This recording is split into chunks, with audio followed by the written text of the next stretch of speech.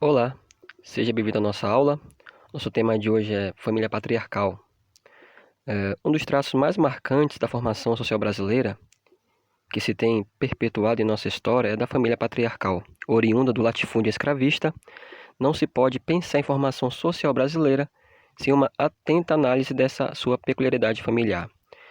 Gilberto Freire, em sua célebre obra Casa Grande e Senzala, vai dizer o seguinte: a família não é um indivíduo, tampouco o Estado, nem nenhuma companhia de comércio é desde o século XVI o grande fator colonizador no Brasil.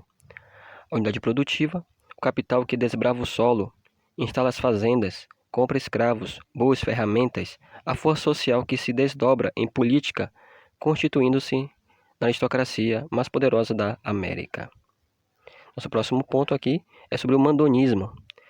É da grande família patriarcal latifundiária e escravista que vamos herdar algo do mandonismo, que persiste em nossas relações sociais e em nosso modo de fazer política.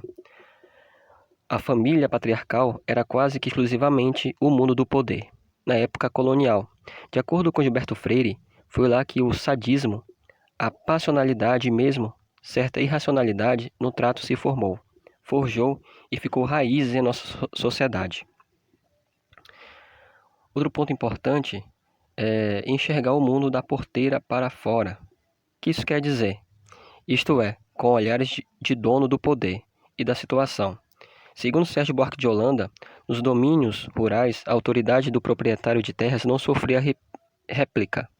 Tudo se fazia consoante sua vontade, muitas vezes caprichosa e despótica. O engenho constituía um organismo completo e que tanto quanto possível se bastava a si mesmo. Nessas terras se erigia uma nação de senhores de escravos, uma nação de conquistadores que, não raras vezes, perdiam de vista o poder do Estado e por isso mesmo tomavam em suas mãos o fazer, a sua própria justiça e moral. Então é um ponto importante aí, né? A justiça própria e moral dessa família patriarcal. De certa maneira, a ideia que hoje se tem de poder no Brasil muito se deve à forma como era visto pela família patriarcal colonial.